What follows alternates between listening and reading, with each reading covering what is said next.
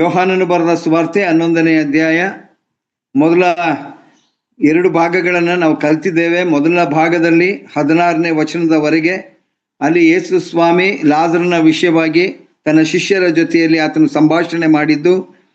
17ರಿಂದ 33ನೇ ವಚನದವರೆಗೆ ಆತನ ಸಹೋದರಿಯರನ್ನ ಸಂತೈಸ್ಲಿಕ್ಕಾಗಿ ಆತನು ಬೆತಾನ್ಯಕ್ಕೆ ಆತನು ಬಂದದ್ದು. ಈಗ 3ನೇ ಭಾಗ, ಅಂತಿಮವಾದಂಥ ಭಾಗಕ್ಕೆ ನಾವು ಹೋಗೋಣ. ಅದರ ಶಿರೋನಾಮೆ ಯೇಸು ಲಾಜರನನ್ನ ಸತ್ತವರೊಳಗಿಂದ ಎಬ್ಬಿಸಿದ್ದು ಎಂಬುದಾಗಿ. ಸೊ ನಮ್ಮ ವಚನ ಕಡೆಗೆ ನಾವು ಹೋಗೋಣ. 33ನೇ ವಚನದಿಂದ ನಾನು ಓದ್ತೇನೆ. ಯೋಹಾನ 11:33. ಆಕೆ ಗೋಳಾಡುವುದನ್ನು, ಆಕೆಯ ಸಂಗಡ ಬಂದ ಯಹೂದ್ಯರು ಗೋಳಾಡುವುದನ್ನು ಯೇಸು ಕಂಡಾಗ ಆತ್ಮದಲ್ಲಿ ಆತನು ನೊಂದುಕೊಂಡು ತತ್ತರಿಸಿದನು ಎಂಬುದಾಗಿ ಅಲ್ಲಿ ಬರೆಯಲ್ಪಟ್ಟಿದೆ. ಹಾಗಾದ್ರೆ ಪ್ರೀತಿ ಮಾಡುತ್ತಾ ಇದ್ದಂಥ ಕುಟುಂಬ, ಆ ಕುಟುಂಬದಲ್ಲಿ ಆದಂಥ ಘಟನೆ, ಒಂದು ವೇಳೆ ಸಹೋದರಿಯರಿಗೆ ಇದ್ದಂಥ ಆ ನೋವು, ಅದರ ದುಃಖ, ಆತನು ಸಹ ಮನುಷ್ಯ ಕುಮಾರನಾಗಿ ಅದನ್ನು ಅನುಭವಿಸುವಂಥವನು ಆತನಾಗಿದ್ದಾನೆ. ಈಗ 34ನೇ ವಚನಕ್ಕೆ ನಾವು ಹೋಗೋಣ. ಅವನನ್ನು ಎಲ್ಲಿ ಇಟ್ಟಿದ್ದೀರಿ? ಇದಕ್ಕೆ ಒಂದು ವೇಳೆ ನಾವು ಒಂದು ವಚನವನ್ನು ನಾವು ನೋಡ್ಬೇಕಾದ್ರೆ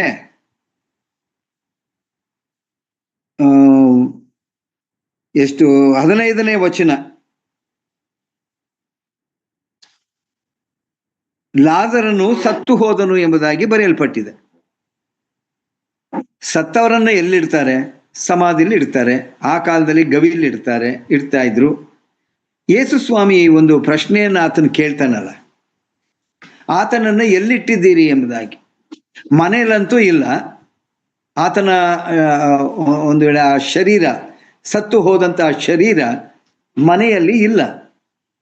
ಹಾಗಾದರೆ ಎಲ್ಲಿ ಇಟ್ಟಿದ್ದೀರಿ ಅನ್ನೋ ಪ್ರಶ್ನೆಗೆ ಒಂದು ವೇಳೆ ಇದು ಯಾವ ಪ್ರಶ್ನೆ? ಆತನೇ ಹೇಳಿದ್ದಾನೆ 17ನೇ ವಚನದಲ್ಲಿ, ಲಾಜರನನ್ನು ಸಮಾಧಿಯಲ್ಲಿಟ್ಟು 4 ದಿನವಾಯಿತೆಂದು ಆತನಿಗೆ ತಿಳಿದು ಬಂತು. ನೋಡ್ರಿ, ಮೊದಲನೇದಾಗಿ ಆತನು ಹೇಳಿದ 15ನೇ ವಚನದಲ್ಲಿ ಲಾಜರನನ್ನು ಸತ್ತು ಹೋದನು. ಎಸ್, ಆಯ್ತು. ಸತ್ ಮೇಲೆ ಎಲ್ಲಾಗ್ತಾರೆ? ಆತನಿಗೆ ತಿಳಿದು ಬಂದಂಥದ್ದೇನು? ಲಾಜರನನ್ನು ಸಮಾಧಿಯಲ್ಲಿಟ್ಟು 4 ದಿವಸವಾಯಿತೆಂದು ಆತನಿಗೆ ತಿಳಿದು ಬಂತು. ಹೌದು, ಸಮಾಧಿಯಲ್ಲಿಟ್ಟಿದ್ದಾರೆ. ಮತ್ತೆ ಯಾಕೆ ಈ ಪ್ರಶ್ನೆ? ಯೇಸು ಸ್ವಾಮಿ ತನ್ನ ಮಾತುಗಳನ್ನು ಆತನ ಆಡುವಾಗ ಅನೇಕ ವೇಳೆ ಅದರ ಹಿಂದೆ ಒಂದು ಮಾರ್ಮಿಕವಾದಂಥ ಉದ್ದೇಶಗಳನ್ನು ನಾವು ಕಾಣ್ತೇವೆ. ಅದಕ್ಕೆ ಒಂದು ಉದಾಹರಣೆಯನ್ನ ನಾವು 3 ಸುವಾರ್ತೆಯಲ್ಲಿ ನಾವು ನೋಡ್ಬೋದು. ನಮ್ಮೆಲ್ಲರಿಗೆ ಚಿರಪರಿಚಿತವಾದಂಥ ಒಂದು ಸನ್ನಿವೇಶ, ಒಂದು ವೇಳೆ ರೋಗದ ಮೇಲೆ ಆತನಿಗಿದ್ದಂಥ ಅಧಿಕಾರ. ಒಬ್ಬ ರಕ್ತ ಕುಸುಮ ರೋಗಿಯ ಬಗ್ಗೆ ಮತ್ತಾಯನು ಬರೆದ ಸುವಾರ್ತೆ 9ನೇ ಅಧ್ಯಾಯದಲ್ಲಿ 20ನೇ ವಚನದಿಂದ ಪ್ರಾರಂಭ, ಮಾರ್ಕನು ಬರೆದ ಸುವಾರ್ತೆ 5ನೇ ಅಧ್ಯಾಯ 29ರಿಂದ ಅದನ್ನು ನಾವು ಕಾಣ್ತೇವೆ. ಲೂಕನು ಬರೆದ ಸುವಾರ್ತೆ 8ನೇ ಅಧ್ಯಾಯದಲ್ಲಿ ನಾವು ಅದನ್ನು ಕಾಣ್ತೇವೆ. ಹಾಗಾದ್ರೆ ಈ 3 ಸುವಾರ್ತೆಯಲ್ಲಿ ಒಂದೇ ರೀತಿಯಾಗಿ ಯಾರು ರಕ್ತ ಕುಸುಮ ರೋಗಿಯ ಬಗ್ಗೆ ಅಲ್ಲಿ ಬರೆಯಲ್ಪಟ್ಟಿದೆ. ನಾನು ಯಾಕೆ ಇದನ್ನ ಹೇಳ್ತಾ ಇದ್ದೀನಿ ಅಂತಂದ್ರೆ, ಆತನು ಕೇಳಿದ್ನಲ್ಲ ಏನಂತ. ಈಗ 15ನೇ ವಚನದಲ್ಲಿ ನಾವು ನೋಡುವಾಗ ಆತನು ಸತ್ತು ಹೋಗಿದ್ದಾನೆ. 17ನೇ ವಚನದಲ್ಲಿ ಆತನನ್ನು ಸಮಾಧಿಯಲ್ಲಿಟ್ಟು 4 ದಿನವಾಯಿತು ಎಂದು ಆತನಿಗೆ ಗೊತ್ತಾಯಿತು ಎಂಬುದಾಗಿ ನಾವು ಇಷ್ಟೆಲ್ಲ ಓದುವಾಗ, ಲೂಕನು ಬರೆದ ಸುವಾರ್ತೆ 8ನೇ ಅಧ್ಯಾಯಕ್ಕೆ ನಾವು ಬರುವಾಗ, 8ನೇ ಅಧ್ಯಾಯಕ್ಕೆ ಬರುವಾಗ ಆತನು ಅಲ್ಲೊಂದು ಪ್ರಶ್ನೆಯನ್ನ ಆತನು ಕೇಳ್ತಾನೆ. ನೋಡ್ರಿ, ಅದರ ಸನ್ನಿವೇಶ ಎರಡಕ್ಕೂ ಹೋಲಿಕೆ ಮಾಡಿ ನಾವು ಎಲ್ಲಿ ಇಟ್ಟಿದ್ದಾನೆ ಅನ್ನುವಂಥದ್ದಕ್ಕೆ ಒಂದು ಮಾರ್ಮಿಕವಾದಂಥ ಒಂದು ಉದ್ದೇಶ ಅಲ್ಲಿ ಇರುವಂಥದ್ದನ್ನು ನಾವು ಕಾಣ್ತೇವೆ. ಇಲ್ಲಿಯೂ ಸಹ ಅದೇ ರೀತಿಯಾಗಿ ಲೂಕನು ಬರೆದ ಸುವಾರ್ತೆ 8ನೇ ಅಧ್ಯಾಯ 43ನೇ ವಚನದಿಂದ ನಾನು ಓದ್ತಾ ಇದ್ದೀನಿ, ಯಾಕಂದ್ರೆ ಅದು ನಮಗೆ ಗೊತ್ತಾಗಬೇಕು. ಆಗ 12 ವರ್ಷದಿಂದ ರಕ್ತ ಕುಸುಮ ರೋಗವಿದ್ದ ಒಬ್ಬ ಹೆಂಗಸು ಬಂದಳು. ಆಕೆಯು ಒಬ್ಬರಿಂದಲೂ ಗುಣವಾಗಲಾರದೆ ಇದ್ದಳು. 12 ವರ್ಷ ಆ ರಕ್ತ ಕುಸುಮ ರೋಗಿ ಎಷ್ಟೇ ವೈದ್ಯರಿಗೆ ತೋರಿಸಿದಾಗ್ಯೂ, ಅಂದ್ರೆ ನಾವು ಸುವಾರ್ತೆಯಲ್ಲಿ ನೋಡ್ತೇವೆ, ತನ್ನ ಬದುಕನ್ನೇ ಕಳ್ಕೊಂಡಂತವಳು ಅವಳು, ಎಲ್ಲವನ್ನ ಕಳ್ಕೊಂಡಂತವಳು. ತನ್ನ ರೋಗ ಮಾತ್ರ ವಾಸಿಯಾಗದೇ ಇದ್ದಂತ ಅದನ್ನ ಆಕೆ ಮನಗಂಡಳು. ನನ್ನ ರೋಗ, ನಾನು ಎಷ್ಟೇ ಖರ್ಚು ಮಾಡಿದ್ರು, ಎಷ್ಟೇ ಡಾಕ್ಟರ್ನನ್ನ ನೋಡಿದ್ರು, ವೈದ್ಯರನ್ನ ನೋಡಿದ್ರು, ನನ್ನ ರೋಗ ಗುಣವಾಗಿರ್ಲಿಲ್ವಲ್ಲ ಅನ್ನುವಂಥದ್ದು. ಹಾಗಾದ್ರೆ ಆಕೆ ಎಲ್ಲಿಗೆ ಹೆಂಗಸು ಬಂದಳು ಎಲ್ಲಿಗೆ? ಯೇಸು ಸ್ವಾಮಿ ಹತ್ತಿರ. ಆಕೆ ಒಬ್ಬರಿಂದಲೂ ಗುಣವಾಗಲಾರದೆ ಇದ್ದಳು. ಆಕೆಯು ಹಿಂದಿನಿಂದ ಬಂದು, ಯಾಕೆ ಹಿಂದಿನಿಂದ ಬರಬೇಕಾಯ್ತು? ನೋಡ್ರಿ, ಜನರ ಗುಂಪು ಆತನ ಸುತ್ತಲೂ ಇದೆ. ಜೊತೆಗೆ ಈಕೆಯ ರೋಗದ ಲಕ್ಷಣಗಳಿದೆಯಲ್ಲ, ಮೈಯೆಲ್ಲ ರಕ್ತ ಒರೆಸುವಂತಹದ್ದು. ರಕ್ತ ಕುಸುಮ ರೋಗಿ ಎಂಬುದಾಗಿ ಹೇಳುವಾಗ ಶರೀರದಿಂದ ರಕ್ತ ಜಿನುಗುವಂತಹದ್ದು. ಮೈಯೆಲ್ಲ ಒಂದು ರೀತಿಯಾದಂತ ರಕ್ತದ ಕಲೆಗಳು, ರಕ್ತದಿಂದ ತುಂಬಿರುವಂತಹದ್ದು. ಯಾರು ತಾನು ಸೇರಿಸ್ತಾರೆ ಅವಳನ್ನ? ಯಾರು ಹತ್ತಿರಕ್ಕೂ ಆಕೆ ಸೇರಿಸ್ಲಿಕ್ಕೆ ಸಾಧ್ಯ ಇಲ್ಲ. ಈಗ ಜನರ ಗುಂಪು ದೊಡ್ಡದಾಗಿದೆ, ಮುಂದೆಯಿಂದ ಬರ್ಲಿಕ್ಕೆ ಆಗೋದಿಲ್ಲ, ತಳ್ತಾರೆ. ಹೇಗಾದ್ರೂ ಮಾಡಿ ಆತನನ್ನು ಮುಟ್ಟಬೇಕು, ಹೇಗಾದ್ರೂ ಮಾಡಿ ಯೇಸು ಸ್ವಾಮಿ ಹತ್ತಿರಕ್ಕೆ ಆಕೆ ಬರಬೇಕು. ಹೇಗೋ ಬಂದ್ಲು. ನಾವು ವಾಕ್ಯದ ಅನುಸಾರವಾಗಿ ನಾವು ನೋಡ್ತೇವೆ, ಹಿಂದಿನಿಂದ ಬಂದು, ಅಂದ್ರೆ ಆಕೆ ಬಂದಳು, ಬಂದು ಆತನ ಉಡುಪಿನ ಗೊಂಡೆಯನ್ನ ಮುಟ್ಟಿದಳು. ಆತನನ್ನ ಮುಟ್ಲಿಕ್ಕಾಗ್ಲಿಲ್ಲ. ಆದರೆ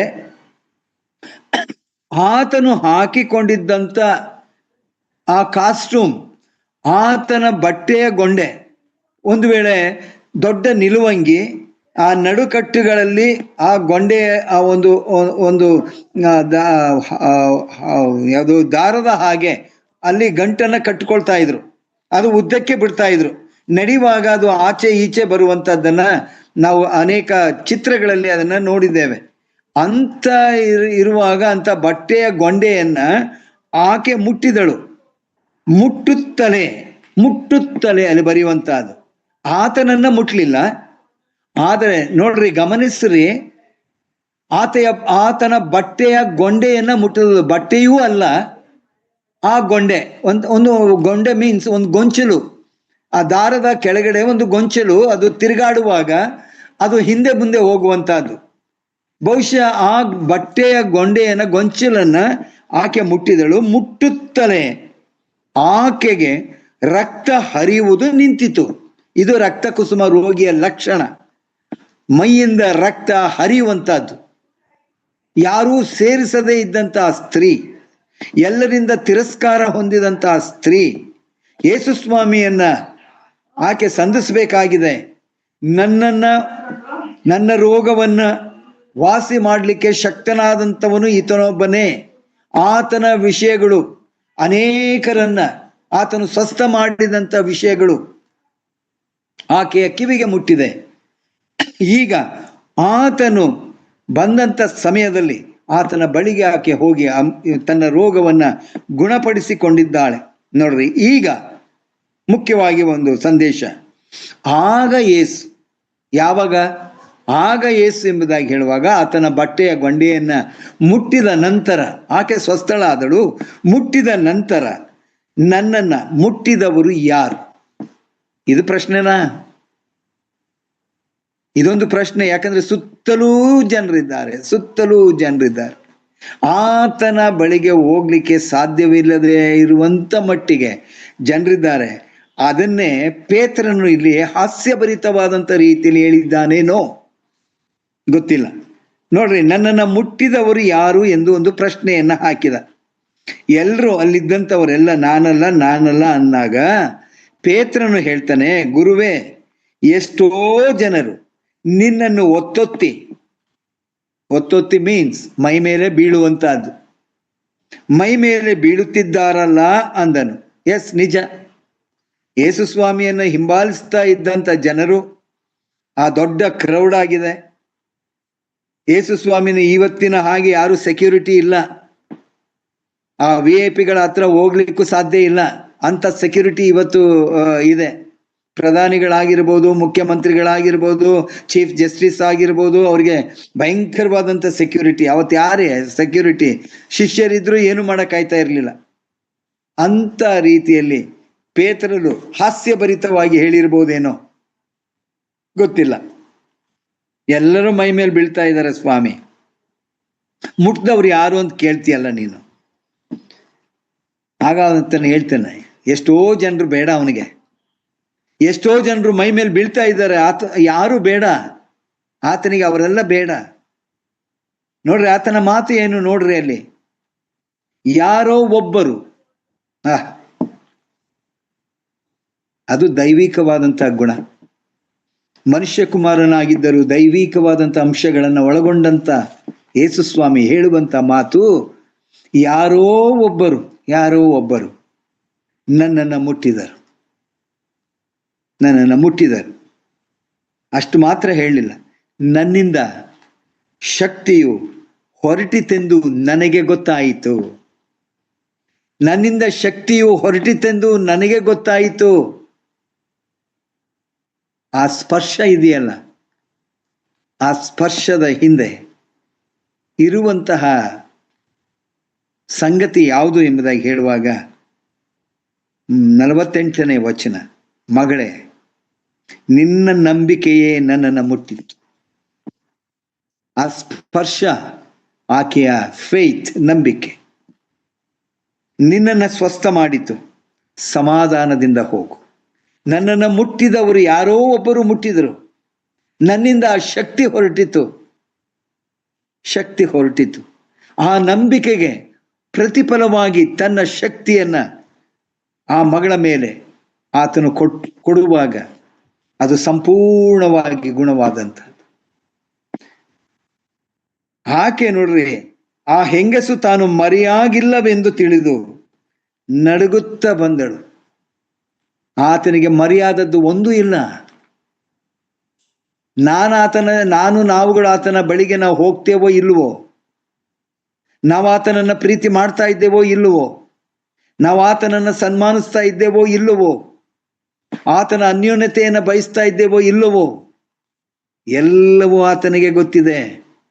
ಎಲ್ಲವೂ ಗೊತ್ತಿದೆ. ಯಾಕಂದ್ರೆ ಆತನು ಸರ್ವಶಕ್ತನು, ನಮ್ಮ ನಿರ್ಮಾಣಿಕನು, ನಮ್ಮ ಪ್ರಕೃತಿಯನ್ನ ಬಲ್ಲಂತವನು. ಕೀರ್ತನೆಗಾರನು ಬರಿತಾನೆ, ನಮ್ಮ ಪ್ರಕೃತಿಯನ್ನು ಬಲ್ಲಂತ ದೇವರು. ಆಕೆ ಅಂದುಕೊಂಡಳು ನಾನು ಮರೆಯಾಗಿಲ್ಲವೆಂದು. ಒಂದು ವೇಳೆ ಸುತ್ತಲಿರುವಂತಹ ಜನರು ಈ ಸಂಭಾಷಣೆಯನ್ನು ಕೇಳಿಸ್ತಾ ಇದ್ದಾರೆ. ಎಲ್ಲರೂ ಆ ಹೆಂಗಸನ್ನ ನೋಡ್ತಾ ಇದ್ದಾರೆ. ಆತನು ಹೇಳಿದಂತ ಮಾತು, ನಿನ್ನ ನಂಬಿಕೆ ನಿನ್ನನ್ನು ಸ್ವಸ್ಥ ಮಾಡಿದೆ. ಜನರೆಲ್ಲರಿಗೆ ಗೊತ್ತಾಗಬೇಕಾಗಿದೆ. ಜನರೆಲ್ಲರಿಗೆ ಅದು ಗೊತ್ತಾಗಬೇಕಾಗಿದೆ. ಆತನು ಯಾರು ಎಂಬುದಾಗಿ ಜನರು ತಿಳ್ಕೊಳ್ಬೇಕಾಗಿದೆ. ಆಕೆ ಆತನಿಗೆ ಮರೆಯಾಗಿಲ್ಲವೆಂದು ತಿಳಿದು ನಡುಗುತ್ತಾ ಬಂದು ಆತನಿಗೆ ಅಡ್ಡ ಬಿದ್ದು ತಾನು ಇಂಥ ಕಾರಣದಿಂದ ತನ್ನನ್ನು ಮುಟ್ಟಿದ ಕೂಡಲೇ ತನಗೆ ವಾಸಿಯಾಯಿತೆಂತಲೂ ಎಲ್ಲ ಜನರ ಮುಂದೆ ಹೇಳಿದಳು.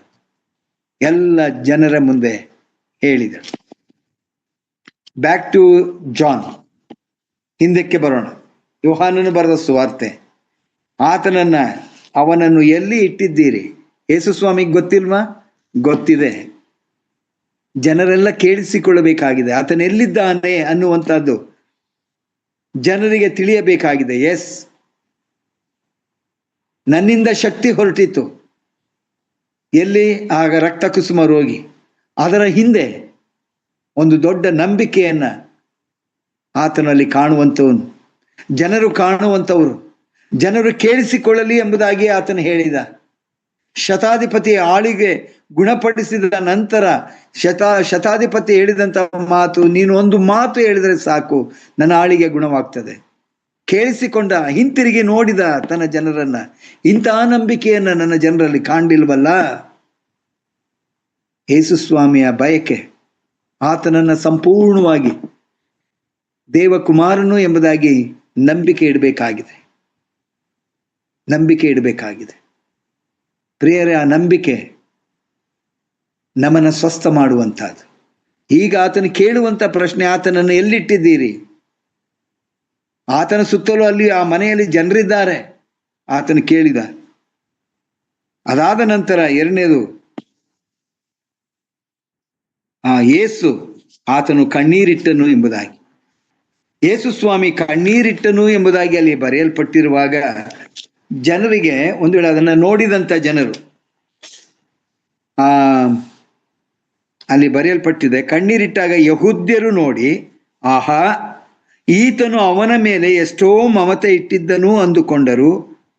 ಅವರಲ್ಲಿ ಕೆಲವರು, ಈತನು ಆ ಕುರುಡನಿಗೆ ಕಣ್ಣು ಕೊಟ್ಟನಲ್ಲ, ಈ ಮನುಷ್ಯನನ್ನು ಸಾಯದ ಹಾಗೆ ಮಾಡಲಾರದೆ ಇದ್ದನೇ, ಮಾಡ್ಬೋದಾಗಿತ್ತಲ್ಲ ಅನ್ನುವಂಥ ಅನುಮಾನಗಳು, ಸಂದೇಹಗಳು ಅವರಿಗೆ ಬಂದಿದೆ. ಯಾರಿಗೆ? ಅಲ್ಲಿ ಸುತ್ತಲೂ ಇದ್ದಂಥ ಯಹೂದ್ಯರಿಗೆ ಬಂದಂತ ಇದು ಏಸು ಕಣ್ಣೀರು ಬಿಟ್ಟನು ಅನ್ನುವಂಥದ್ದನ್ನು ನೋಡಿ, ನಮ್ಮ ಹಾಗೆ ಆತನು ಮನುಷ್ಯನಾಗಿದ್ದ, ಭಾವನೆಗಳನ್ನ ತುಂಬಿಕೊಂಡಂಥವನು, ಭಾವನೆಗಳಿಗೆ ಸ್ಪಂದಿಸುವಂತ ಯೇಸು ಸ್ವಾಮಿ, ಮನುಷ್ಯನು ಹೇಗೆ ಭಾವನೆಗಳನ್ನು ಹೊಂದಿದ್ದಾನೋ ಅದೇ ರೀತಿಯಾಗಿ ಬಹುಶಃ ಆ ಒಂದು ತಾನು ಪ್ರೀತಿಸುತ್ತಾ ಇದ್ದಂಥ ಆ ಕುಟುಂಬವನ್ನು ನೋಡಿ ಬಹುಶಃ ಆತನಿಗೆ ದುಃಖವಾಗಿದೆ. ಆದರೆ ಆತನು ಅತ್ತನೆಂದು ಯಾರಿಗೂ ಅರ್ಥವಾಗಲಿಲ್ಲ. ಲಾಜರನು ಸತ್ತಿದ್ದಕ್ಕಾಗಿಯೂ ಮತ್ತು ತಾನು ಏನೂ ಮಾಡಲಿಲ್ಲ ಎಂಬುದಕ್ಕಾಗಿಯೂ ಯೇಸು ಇಟ್ಟಿದ್ದಾನೇನೋ ಎಂಬುದಾಗಿ ಯಹೂದ್ಯರು ಅಂದುಕೊಂಡ್ರು. ಆದರೆ ಪ್ರಿಯರೇ, ಆತನು ಅಸ್ವಸ್ಥನಾಗಿದ್ದಾನೆ ಎಂಬುದಾಗಿ ಹೇಳುವಾಗಲೇ ಆತನು ಬರಬೇಕಾಗಿತ್ತು, ಆದರೆ ಬರಲಿಲ್ಲ. ವಚನ 4ರಲ್ಲಿ ನಾವು ನೋಡ್ತೇವೆ, ಈ ರೋಗವು ಮರಣಕ್ಕಾಗಿ ಬಂದದ್ದಲ್ಲ, ಇದರಿಂದ ದೇವಕುಮಾರನಿಗೆ ಮಹಿಮೆ ಉಂಟಾಗುವಂತೆ ದೇವರ ಮಹಿಮೆಗೋಸ್ಕರ ಬಂದದ್ದು ಎಂಬುದಾಗಿ ಹೇಳಿದಂಥ ಮಾತನ್ನು ನಾವು ಅಭ್ಯಾಸ ಮಾಡಿದ್ದೇವೆ, ಕೇಳಿಕೊಂಡಿದ್ದೇವೆ. ಆದರೆ ಕಣ್ಣೀರಿಟ್ಟನು ಎಂಬುದಾಗಿ ಹೇಳುವಾಗ ಸಹಜವಾಗಿ ತಾನು ಪ್ರೀತಿ ಮಾಡ್ತಾ ಇದ್ದಂಥ ಆ ಕುಟುಂಬ, ಲಾಜರನ ಆ ಒಂದು ಮರಣ, ಒಂದು ವೇಳೆ ಯೇಸು ಸ್ವಾಮಿ ಆ ಕಣ್ಣೀರನ್ನು ನೋಡಿದಂಥ ಜನರು ಆತನ ಬಗ್ಗೆ ಅನುಮಾನ, ಸಂದೇಹ ಮಾಡ್ಬೋದಾಗಿತ್ತಲ್ಲ ಎಂಬುದಾಗಿ. ಯಹೂದ್ಯರು ತಮ್ಮೊಳಗೆ, ಯೇಸುವಿಗೆ ಲಾಜರನು ಸಾಯದಂತೆ ಕಾಪಾಡಲು ಆಗಲಿಲ್ಲಬೇಕೇ? ಆತನ ಶಕ್ತಿ ಏನಾಯಿತು? ನನ್ನಿಂದ ಶಕ್ತಿ ಹೊರಟಿತ್ತು ಎಂಬುದಾಗಿ ಹೇಳಿದ್ನಲ್ಲ, ಆ ಶಕ್ತಿಯನ್ನು ಉಪಯೋಗಿಸ್ಬೋದಾಗಿತ್ತಲ್ಲ.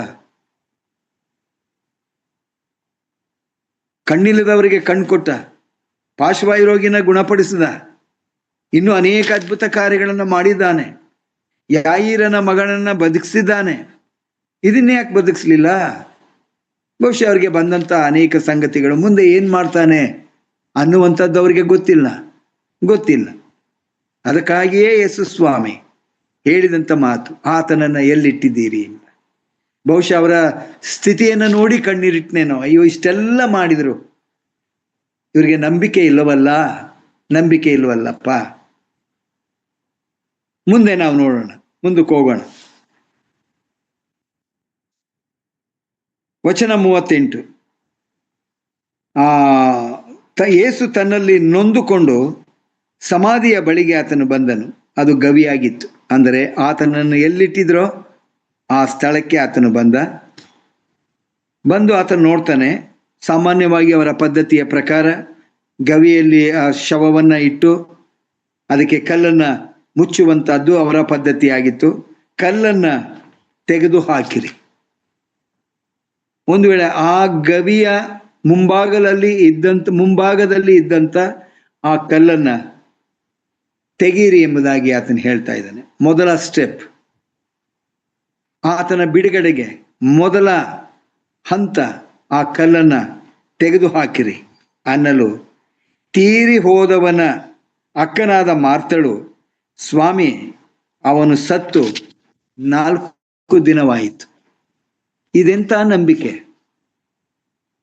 ನೀನು ಇಲ್ಲಿ ಇರುತ್ತಿದ್ದರೆ,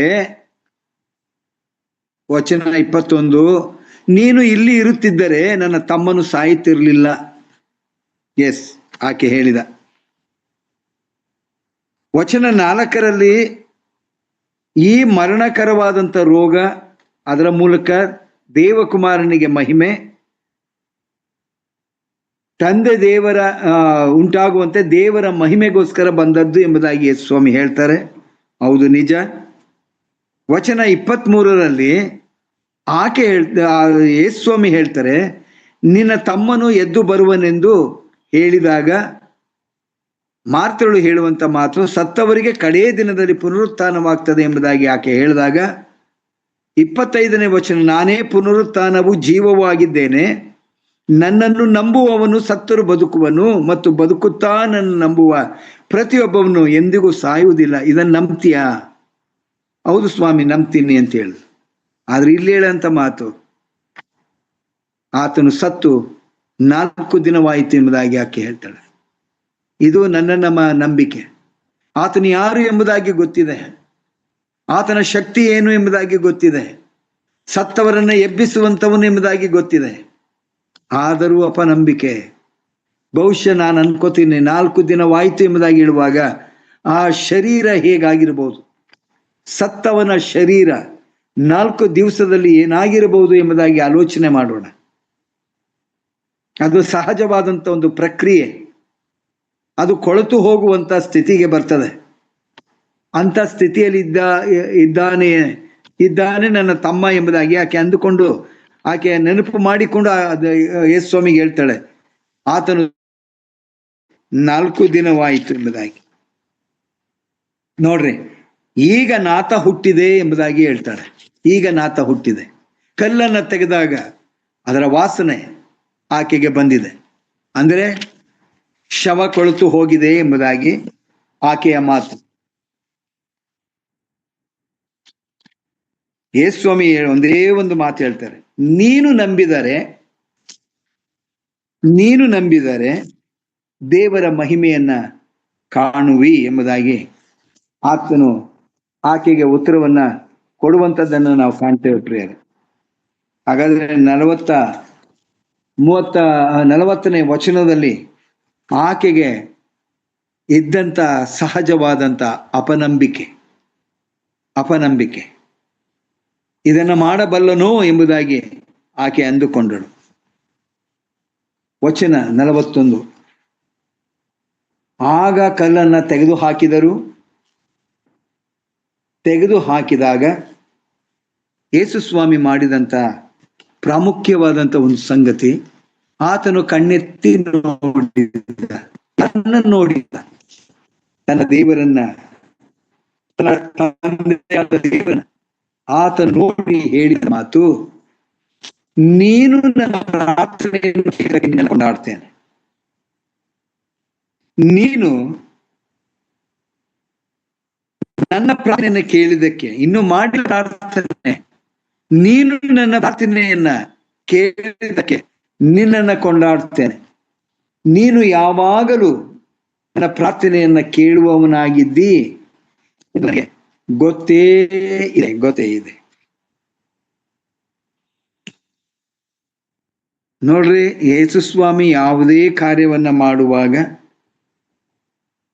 ತನ್ನ ತಂದೆಯಾದ ದೇವರ ಸಹಾಯವಿಲ್ಲದೆ ಆತನು ಮಾಡಿದವನಲ್ಲ. ಬಹುಶಃ 1 ಯೋಹಾನ 5ನೇ ಅಧ್ಯಾಯ 14 ಮತ್ತು 15ನೇ ವಚನವನ್ನು ನೋಡುವಾಗ, 1 ಯೋಹಾನ 5ನೇ ಅಧ್ಯಾಯ 14 ಮತ್ತು 15ನೇ ವಚನ ಹೀಗಿದೆ, ನಾವು ದೇವರ ಚಿತ್ತಾನುಸಾರವಾಗಿ ಏನಾದರೂ ಬೇಡಿಕೊಂಡರೆ ಆತನು ನಮ್ಮ ವಿಜ್ಞಾಪನೆಯನ್ನು ಕೇಳುತ್ತಾನೆಂಬ ಧೈರ್ಯವು ಆತನ ವಿಷಯದಲ್ಲಿ ನಮಗುಂಟು. ನಾವು ಏನು ಬೇಡಿಕೊಂಡರೂ ಆತನು ನಮ್ಮ ವಿಜ್ಞಾಪನೆಯನ್ನು ಕೇಳುತ್ತಾನೆ ಎಂಬುದು ನಮಗೆ ಗೊತ್ತಾಗಿದ್ದರೆ, ನಾವು ಬೇಡಿದವುಗಳು ಆತನಿಂದ ನಮಗೆ ದೊರಕಿತೆಂಬುದು ನಮಗೆ ಗೊತ್ತಾಗಿದೆ. ಇದು ನಮಗೆ ಇರುವಂತಹ ಒಂದು ಸಂಗತಿಯಾಗಿದೆ ಪ್ರಿಯರೇ. ನಮ್ಮ ಪ್ರಾರ್ಥನೆ, ನಮ್ಮ ವಿಜ್ಞಾಪನೆಯನ್ನ ಕೇಳುವಂತ ದೇವರು. ಇದಕ್ಕೆ ಮಾದರಿ ಯಾರು? ಇದಕ್ಕೆ ನಮ್ಮ ಕರ್ತನಾದಂಥ ಯೇಸು ಕ್ರಿಸ್ತನೇ ಮಾದರಿ. ಮತ್ತಾಯನು ಬರೆದ ಸುವಾರ್ತೆ 6ನೇ ಅಧ್ಯಾಯ, ಅದರಲ್ಲಿ ನಾವು ನೋಡುವಾಗ ಪ್ರಾರ್ಥನೆಯ ವಿಷಯವಾಗಿ ಅಲ್ಲಿ ಬರೆಯಲ್ಪಟ್ಟಿದೆ. ಅದರಲ್ಲಿ ಒಂದು ಮಾತು, ನೀವು ಕಪಟಿಗಳ ಹಾಗೆ ಪ್ರಾರ್ಥನೆ ಮಾಡಬೇಡ್ರಿ. ನಿಮ್ಮ ಬಾಯಿ ಹೇಳುವಂಥ ಪ್ರಾರ್ಥನೆಯೇ ಬೇರೆ, ನಿಮ್ಮ ಹೃದಯ ಆಲೋಚನೆ ಮಾಡುವಂಥದ್ದೇ ಬೇರೆ. ಒಂದಕ್ಕೊಂದು ಸಂಬಂಧವಿಲ್ಲದೆ ಇರುವಂಥ ಪ್ರಾರ್ಥನೆ. ಅದಕ್ಕಾಗಿ ಮತ್ತಾಯನು ಬರಿತಾನೆ, ಅಂತರಂಗದಲ್ಲಿ ನಡೆಯುವುದನ್ನ ನೋಡುವ ನಿನ್ನ ದೇವರು. ಅಂತರಂಗದಲ್ಲಿ ನಡೆಯುವುದನ್ನು ನೋಡುವ ನಿನ್ನ ದೇವರು ಆ ಪ್ರಾರ್ಥನೆಗೆ ಸದುತ್ತರ ಕೊಡುವಂಥವನು. ಆದರೆ ಮಾದರಿಯಾಗಿರುವಂಥ ಯೇಸು ಸ್ವಾಮಿ ಲಾಜರನನ್ನು ಎಬ್ಬಿಸುವ ಮೊದಲು ತನ್ನ ತಂದೆಯನ್ನ ಆತನು ಕೇಳಿಕೊಳ್ತಾನೆ. ಆತನಿಗೆ ಉತ್ತರ ಬಂದಿದೆ. ಉತ್ತರ ಬಂದಿರ ಯಾಕೆ ಆ ಪ್ರಾರ್ಥನೆ ಮಾಡ್ತಾ ಇದ್ದಾನೆ ಎಂಬುದಾಗಿ ನೋಡುವಾಗ, ನೀನೇ ನನ್ನನ್ನು ಕಳಿಸಿಕೊಟ್ಟೆ ಎಂದು ಸುತ್ತಲೂ ನಿಂತಿರುವ ಜನರು ನಂಬುವಂತೆ ಅವರಿಗೋಸ್ಕರ ಈ ಮಾತುಗಳನ್ನು ಆಡಿದ್ದೇನೆಂದು ಹೇಳಿದನು. ಸುತ್ತಲೂ ಇರುವಂತಹ ಜನರು ಅವರು ನಂಬಬೇಕು. ನಂಬಿಕೆಯಲ್ಲಿ ಬಹಳ ಕ್ಷೀಣವಾಗಿರುವಂಥವರು, ಬಲಹೀನವಾಗಿರುವಂಥವರು, ಅನುಮಾನಗಳನ್ನ ಹೊಂದಿರುವಂಥವರು, ಈಗ ನಾನು ಮಾಡುವಂತ ಕಾರ್ಯದ ಮೂಲಕ ಅವರು ನನ್ನನ್ನು ತಂದೆಯನ್ನ ನಂಬುವಂಥವರಾಗಿರಬೇಕು.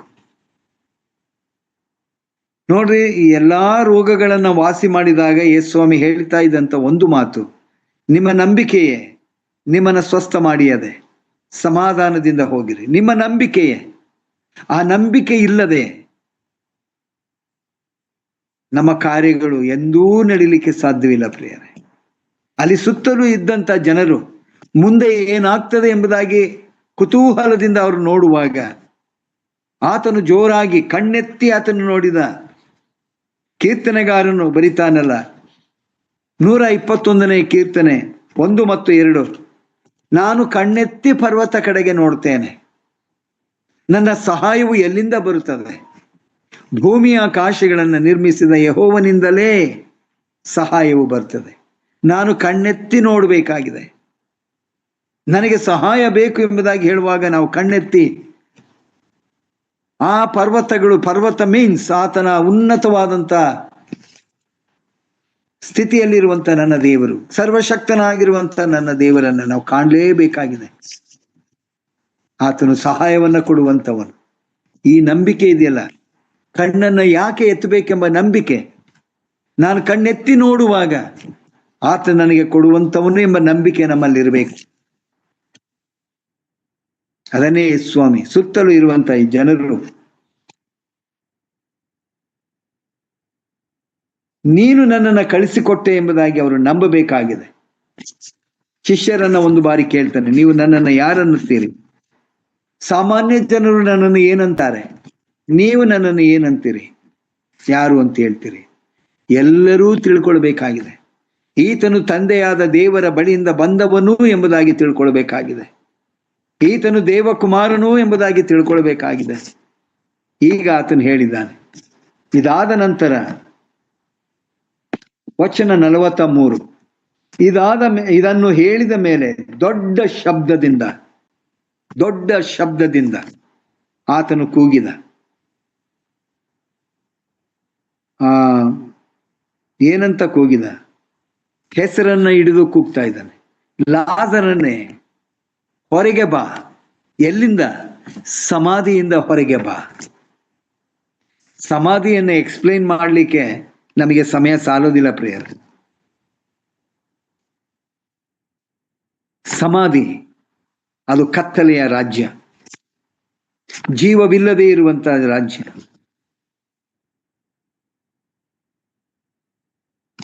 ಒಂದು ವೇಳೆ ಅಸಹ್ಯವಾಗಿರುವಂತಹ ಒಂದು ಸ್ಥಳ.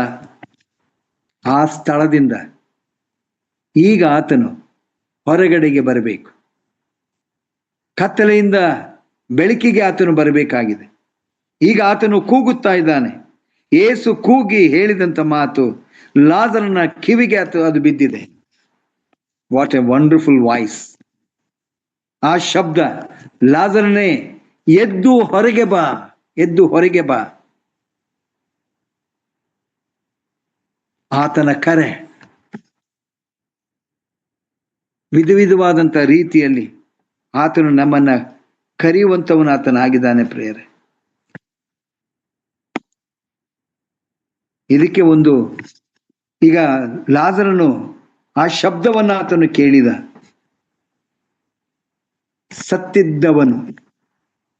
ಸತ್ತಿದ್ದವನು ಹೊರಗೆ ಬಂದನು. ಸತ್ತು ಹೋಗಿದ್ದಂಥವನು, ಕೊಳತು ಹೋಗಿದ್ದಂಥವನು, ಅಸಹ್ಯವಾದಂಥ ರೀತಿಯಲ್ಲಿ ಇದ್ದಂಥವನು ಎದ್ದು ಆತನು ಹೊರಗೆ ಬಂದ. ಎಫೆಸದವರಿಗೆ ಬರೆದ ಪತ್ರಿಕೆ 2ನೇ ಅಧ್ಯಾಯ. ಪೂರ್ವದಲ್ಲಿ ಅಪರಾಧ ಪಾಪವನ್ನ ಮಾಡಿ ಸತ್ತವರಾಗಿದ್ದಂಥ ನಮ್ಮನ್ನ, ಮತ್ತೊಮ್ಮೆ ಹೇಳ್ತೇನೆ, ಪೂರ್ವದಲ್ಲಿ ಅಪರಾಧ ಪಾಪ ಮಾಡಿ ಸತ್ತವರಾಗಿದ್ದಂಥ ನಮ್ಮನ್ನ ತಿರುಗಿ ಜೀವಿಸುವಂತೆ ಮಾಡಿದ. ಆತ್ಮೀಕವಾಗಿ ಸತ್ತು ಹೋಗಿದ್ದಂಥವರು. ಅದೇ ಎಫೆಸದವರಿಗೆ ಬರೆದ ಪತ್ರಿಕೆ 5ನೇ ಅಧ್ಯಾಯದಲ್ಲಿ ಬರೆಯಲ್ಪಟ್ಟಿದೆ. ನೀವು ಪೂರ್ವದಲ್ಲಿ ಅನ್ಯ ಜನರಾಗಿದ್ದೀರಿ, ದೇವರನ್ನು ಅರಿಯದೇ ಇದ್ದಂಥವರು, ಕತ್ತಲೆಯಲ್ಲಿ ಇದ್ದಂಥವರು, ದೇವರ ಕೋಪಕ್ಕೆ ಗುರಿಯಾದಂಥವರು, ಅಬ್ರಹಾಮನ ಹಕ್ಕಲ್ಲಿ ಪಾಲಿಲ್ಲದವರು. ಇದೆಲ್ಲ ನಮ್ಮ ಪೂರ್ವ ಸ್ಥಿತಿ. ಲಾಜರನ ಈ ಪೂರ್ವ ಸ್ಥಿತಿ, ಸಮಾಧಿಯಲ್ಲಿ ಹಾಕಿ ಕೊಳೆತು ಹೋಗಿದ್ದಂಥವನು, ಅಸಹ್ಯವಾಗಿದ್ದಂಥ ನಮ್ಮನ್ನ, ದ್ರೋಹಿಗಳಾಗಿದ್ದಂಥ ನಮ್ಮನ್ನ ಆತನು ಪಾಪದಿಂದ ಬಿಡುಗಡೆ ಮಾಡಿ ತಿರುಗಿ ಜೀವಿಸುವಂತಹ ಕೃಪೆಗೆ ನಮ್ಮನ್ನು ನಡೆಸಿದ್ದಾನೆ. ಆತನ ಕೂಗು ನಮಗೂ ಆತನು ಕೂಗಿದ್ದಾನೆ ಅಲ್ವಾ? ಈಗ ಆತನು ಎದ್ದು ಹೊರಗೆ ಬಂದಿದ್ದಾನೆ. ಆಮೇಲೆ ಓದ್ತೀನಿ ನಾನು ಅದನ್ನ. ಲಾಜರನು ಎದ್ದು ಹೊರಗೆ ಬಂದಿದ್ದಾನೆ.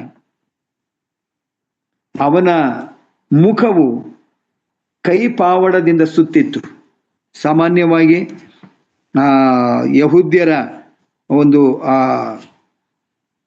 ಯಾವುದು ಶವ ಸಂಸ್ಕಾರ ಮಾಡಬೇಕಾದ್ರೆ ಆ ಶರೀರವನ್ನ ಸಂಪೂರ್ಣವಾಗಿ ಅವರು ಸುತ್ತಿ ಅದನ್ನ ಗವಿ ಒಳಗೆ ಇಡ್ತಾ ಇದ್ದಂಥವರು.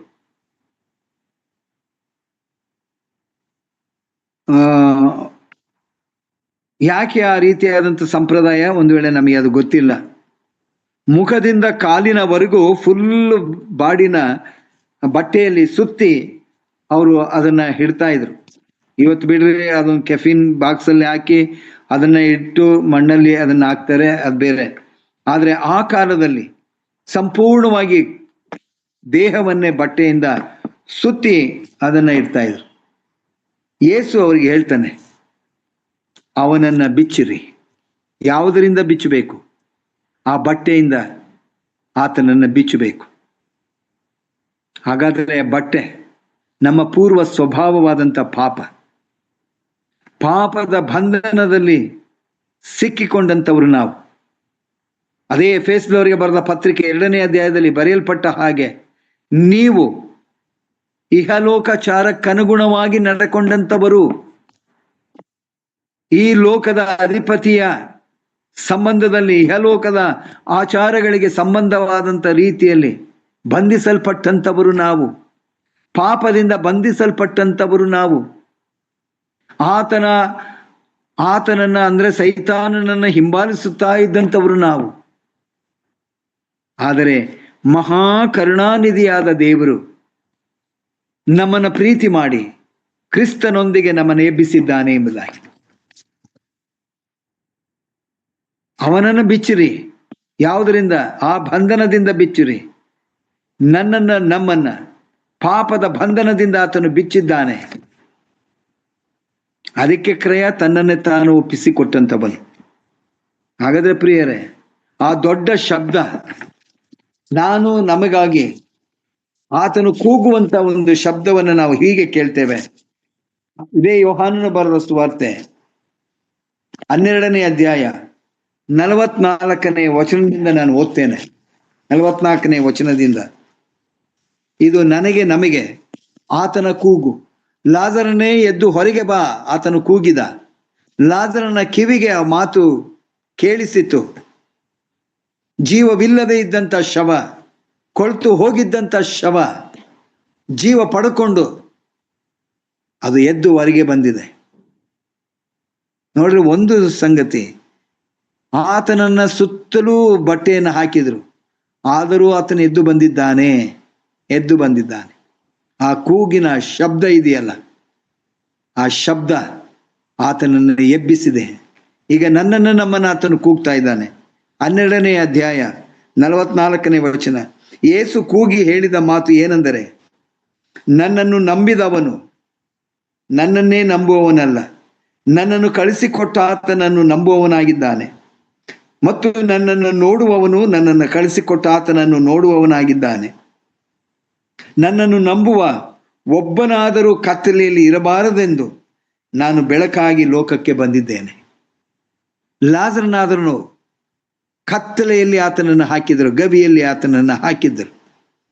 ಯಾವ ಬೆಳಕು ಇಲ್ಲದೆ ಇರುವಂತ ಸ್ಥಳ,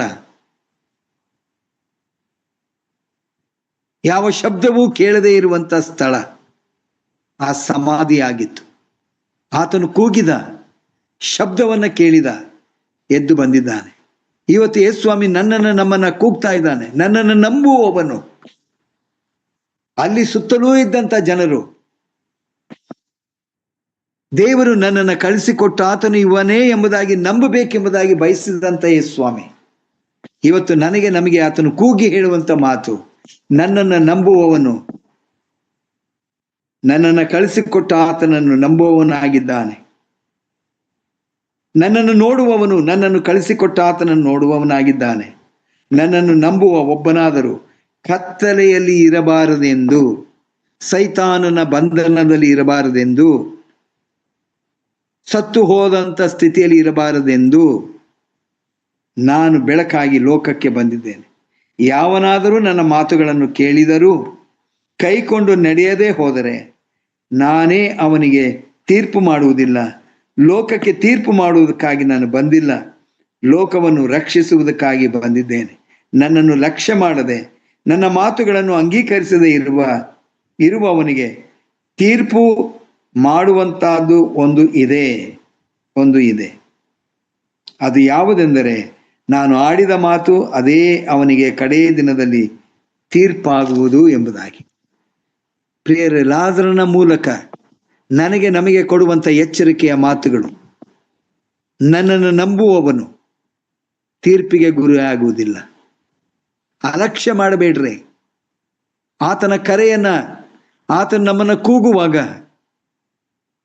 ಅಲಕ್ಷ್ಯ ಮಾಡದೆ ಆತನ ಕರೆಗೆ ನಾವು ಓಗೊಡುವುದಾದರೆ ಕರ್ತನ ಬಳಿಯಲ್ಲಿ ನಿರಂತರವೂ ನಾವು ಜೀವಿಸುವಂತವರು ನಾವಾಗಿದ್ದೇವೆ.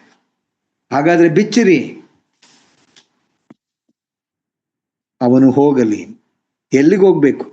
ಕರ್ತನ ಬಳಿಗೆನೆ, ಕರ್ತನ ಅನ್ಯೋನ್ಯತೆಗೆ, ಕರ್ತನ ಜೊತೆಯಲ್ಲಿ ಆತನು ಇರುವಂತವನಾಗಿದ್ದಾನೆ.